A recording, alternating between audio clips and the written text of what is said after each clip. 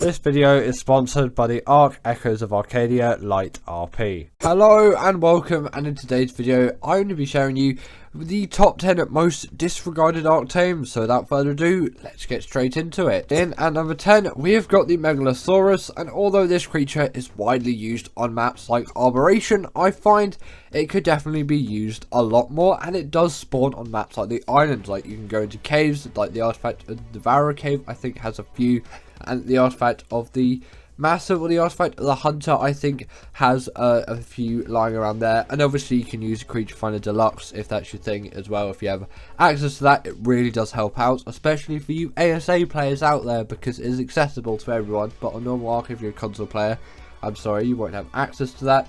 Also, these things do have a wealth of abilities as well, which really does make them quite a special creature to behold. They can just gnash away at small creatures in their mouth with no issues whatsoever. Honestly, it's so easy to kill things like Microraptors. They just simply can't get to you anymore, even though in this case they did. But you know, the thought is there, and I find it often in a lot of scenarios it really does help out, especially when there's not too many of them. If you get loads, then not many creatures are going to be able to ward them off, but the Stego is actually a pretty good shout. But obviously that's not going to be on this list because the Stego is quite widely used for PvP, and you can actually use this creature for PvP as well. And I know I'm not the biggest PvP player out there, so PvP players out there, feel free to disagree with me if you think this wouldn't be good. But I think considering its size and the damage output, and considering that it only is really too useful at night time if you're doing a short raid that is not relatively too difficult, these things can be pretty useful, and they're pretty stealthy creatures. That, again, if I got that completely wrong, make sure to comment that down below, as I always do want to know your thoughts. Just for general PvE use, sorry. These creatures are just really great for traversing around the map, great for defeating the Raasclark on Arboration, obviously just great on Arboration in general, but I think they're really great carnivores that deserve a lot more respect than they already get. Next up on the list, we have got ourselves the Carbenemies, and although this creature seems just like a pretty useless creature which you'll see all over the beaches on maps like the island, it really is one which can be extremely useful in the early stages of the game, just for general use as an underwater mount, and just as a general mount for getting around the area and just having a little explore. Obviously this creature isn't going to give you the best experience out of every Ark creature, as they are particularly slow, and that can be quite frustrating.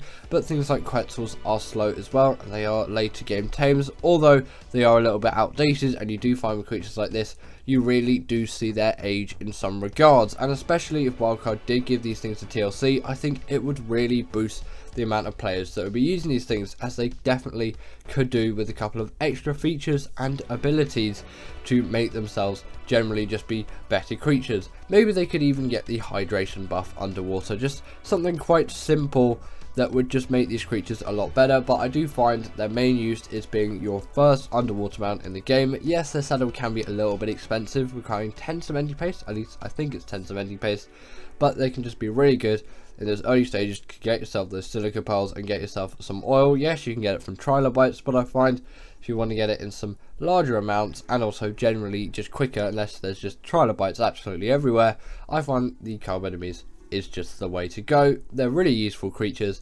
honestly very disregarded in my opinion, and I wish people use these things more. Sadly they don't, but you know, maybe in the future. Now, as I stated earlier, this video is sponsored by the Ark Echoes of Arcadia Light RP, and I'm really thankful for them reaching out for me. But I want to tell you why this is the best Ark server out there. It is the most immersive RP server by far. I love all of the time that I've spent with it, and so far I've thoroughly enjoyed all the playthrough, and that is due to daily and weekly large events. So you get an event daily, but you get a weekly large event. On top of that, there's 9 GB of DLC full conversion, which just adds a whole new way to play. There's a fresh wipe at the moment as well, so if you want to get started, you really can do well. There's over 60 mods, over 75 new creatures, there's all the DLC creatures there, it's on the center, you are going to have the best time on this map. And there's even 12 unique basic classes, and with a server like this with 100% uptime, there's really nothing that can go wrong. So scan the QR code on screen, or there'll be a link in the description to join the server right away. Next up, we have got ourselves the Bloodstalker, and although this unassuming little creature spawning in the bog biome on Genesis 1 seems like it would be used quite a lot, and although yes, it is actually used reasonably widely among players, the Maywing has sort of taken a place as a better travelling mount out there, but that's actually not why I put it on this list. Contrary to popular belief, I think that the best use for this thing isn't just to be an insane travel mount, but is to be that epic underwater ocean creature that you've all been looking for. At least I've been looking for it, and in my recent Ark exploration I have found the Bloodstalker is an extremely effective creature for use in underwater travel. It really is one of the most diverse creatures in so many ways, especially again linking back to underwater exploration. They essentially have an awesome spyglass, if you will, where you can see the aggros of all the creatures as well. You can't see their health and stamina and all their other stats and tool pool and things like that, but still you can see the aggros of creatures, and especially with the lack of visibility in a place like the ocean, it can be extremely useful to know if you need to evade some danger. Also, these creatures just generally are really useful mounts, and I feel like the Maywing has taken too much of the spotlight, if you will. I know it is a really great creature, but I find that if we have a little bit more creature variety in our life, we can find some better uses for creatures, the Bloodstalker being a great underwater travelling mount, and that's my niche that I find it to be good in. But if you find other niches with creatures by exploring with them, I find it can just be really useful for general game development, especially as a PvE player, but I could see how it would possibly be useful in some PvP scenarios as well. In at number 7, we have got ourselves the Mosasaurus, and this creature is here because I feel like with the Mosa, you might think of it as the king of the sea, the top of the top in the ocean biome, but actually creatures like the Basilo tend to get used a lot more, and I feel that is a big shame, considering this creature's size and general status that you might think it would have. It really does not in the world of Ark today, and although yes, they could be widely useful for the Moda boss and just generally underwater killing and just destroying everything in the underwater biome, and they're actually pretty decent for underwater caving on the island as well.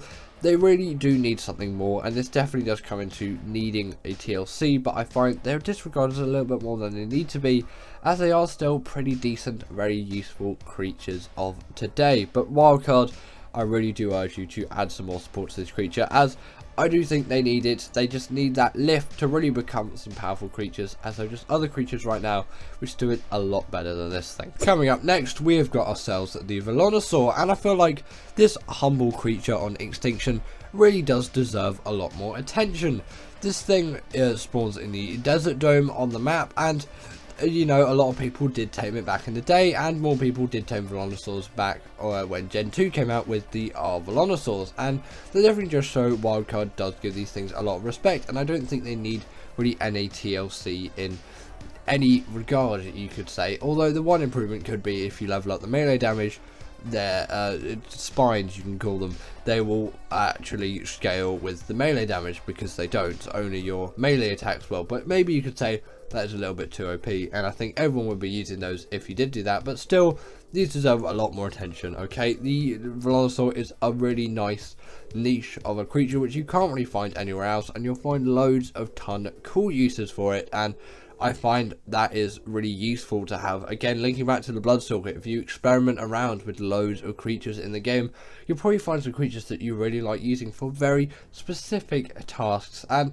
with this thing, it's just generally attacking creatures from afar, and you'll find it just be quite useful as a general travelling mount. At least I have, is you can just quickly kill things off from a good distance away, and it really does aid me in my travels. But obviously you can find your niche with this thing as well. In at number 5, we have got ourselves the Carnotaurus, and I really do want to talk about this creature quite a lot, because I am definitely a Carno lover, so I do have quite a lot of bias, but you know, I do have bias for this whole list, as I am the one making it, although I've factored a little bit of just general things that I have found around, because I don't just want to play into my opinions, although they are largely mine. I do want to know that. I do want to tell you that, sorry.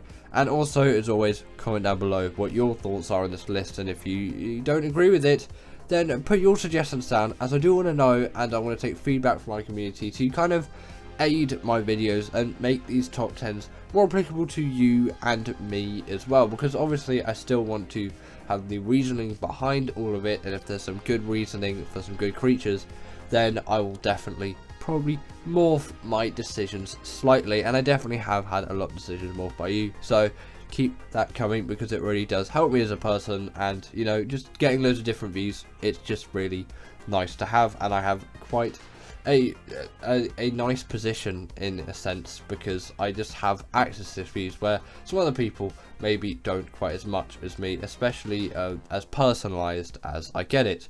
But speaking about the Carno, and not you guys, although love you guys a lot more than this thing, the Carnotaurus is a creature which deals the bleed damage, and it's relatively fast and agile, and come on, it's really easy to tame. You'll have no issues with it whatsoever, especially on ASA. These things are dead easy to tame, no issues whatsoever. Just kill the parent Carno as long as it has a baby attached, then boom, you just press a button and you've got yourself a Carno. Obviously you can just lead these things into a trap as well. Sometimes you don't even need a trap, just stand on top of a cliff and then just shoot down on it, and then boom. It's really easy to tame these things, and they're really useful, fast, agile creatures. People usually go for aloes instead, but I find it's a good bridge and a nice creature to have. Now, I often find the Quetzal isn't talked about nowadays, and it really does in a lot of ways sadly show its age. This creature is deadlily slow, if that's even a word. Either way, it's a really slow flyer, and it really did work better when flyer speed leveling was a thing. I know ages and ages ago, obviously you can activate it with mods and whatnot, and there's a setting for it nowadays, but all official servers, as far as I'm concerned, do not have this ability anymore, obviously, since that happened, because they're official servers, they keep it official. Either way, these creatures have really just seen a downfall in recent years, as creatures like the Rhinoganatha and the Astrodelphis, the Tropical Natives came out. They're just more useful for this kind of job, and although no flyer really does replace the platform saddle that the Quetzal has, it's not really the best that you can get out there, and you can really just get some better solutions than this nowadays, as it really isn't the best creature to fly around on. But if they gave this thing a bit of TLC, then I really think it could do a lot better, and just generally I think it gets a little bit less respect than it deserves, as they still can be quite useful to this day. In at number 3, we have got the Megalodon, and I kind of have to put this creature here in my opinion. I find like the Megalodon is by far like one of my favourite prehistoric creatures, so again I'm going to have a lot of bias here, but I really like this creature in Ark. I've only taken these things for years and years and years. Really did enjoy when they get the TLC as well. That was a nice cool addition for these creatures to have. Showed wildcard, she did have some respect for these ocean beasts, and in a lot of regards I'll say they're better than something like a Mosa, and I use them a hell of a lot more, but I don't see loads of other people using them, and I don't feel like they need too much TLC. They really just do stand alone as their own thing, but I feel like people just skip these things and disregard them, and they're really useful for general underwater travel, for defeating the Moda boss on Gen 1, and even underwater caving. And although that can be done with a Barry, I find the Megalodon does work quite effectively. It's just nice to have a Megalodon. It's a really easy to tame, effective, useful underwater mount, and you can do a lot with it. Although its turning circle isn't the greatest, the Wyverns isn't either, so anything about its mobility, you know, there's some really good creatures out there loads of people use that have terrible mobility, although not the strongest argument I've never heard for these things. I really think they could be used a lot more. Speaking of the Barry, in number 2 we have actually got the Baryonyx, and I'm going to put this creature here, as with the rise of creatures like the Shadowmane, and also just ever since the Thyla's release, this creature has had a decline in uses, and it goes down, I'm pretty sure, year by year. Less people talk about this thing and less people use it, but it is just so useful for doing any kind of caving. I really think it deserves to be on this list 100%. I just don't really see people using these things nowadays and talk to them as much. Again, I've said it before, but I want to repeat it for emphasis, because you know, these creatures are so easy to tame, and although yes, maybe they use fish meat is really not that hard to come by, and you don't need to tame these things up to 100% effectiveness or use all that prime fish meat. unless you're on official, then it is going to take quite a while, but still, it's not the hardest thing to come by in the game, and it is definitely worth the effort because of their insane caving ability. They're also just generally great carnivores to have traveling around the map, and obviously if you right click or whatever the equivalent second attack button is for you, if you're a console player or mobile player of course, then you can use the spin attack underwater, and it can stun creatures up to the side of a Megalodon. Again, really useful for doing underwater caves. Like I said when I talked about the Megalodon, the Barry is also a great option which can be used, but it's mainly great for caving and also just as a general travelling mount. Again, you can find your niche with this thing, but maybe stick to with what people find this is the best for first and see how you go. And finally, in a one, we've got the Crystal Wyvern, and I'm putting this thing here as Wyverns are heavily used by tons of Ark players, and especially considering Raasclark, as far as I'm concerned, is still the most popular Ark map out there. Not sure what Fielders have done to that statistic or not. It's crazy to feel how the Crystal Wyvern gets like no respect compared to the Wyvern, and it is heavily disregarded. In some ways I find that maybe it has an easier taming method, and because of that it has some kind of psychological nocebo that these creatures just generally are worse, but in most cases I find they're better. Loads of you out there have been saying that you really like the Ember Crystal Wyvern. That's your favourite. For me, it's the Blood Crystal Wyvern. Obviously this is a Tropical Crystal Wyvern, but still the point stands, it's a Crystal Wyvern, and the B-roll works with what I'm talking about. Either way, these things, yes, maybe they are locked behind a level 60 kind of a barrier to actually tame one. You need to knock out one anyway to get the Primal Crystal. It's really not that hard. Note runs are easy, and that Primal Crystal is so easy to fetch, especially if you have a net gun now, considering all of that exists, and they work just as well as Wyverns, if not better, especially considering the easier tame method. Though they work tons better and you can get them way earlier on in the game, and their abilities are, you could even say, new for today. They just seem really cool, and nothing really has been done like it since, and I feel like they deserve a lot more credit and success than they've gotten, so that is why I'm putting this creature in at number 1. I think it deserves it the most out of any creature in the game. But anyway, that is the end of today's video, and I really hope that you all have enjoyed this one, as I've definitely enjoyed making it. As always, comment down below what is the most disregarded Ark Tame to you, and if you didn't agree with this list, put your 10 in the comments below, and I will see you all later.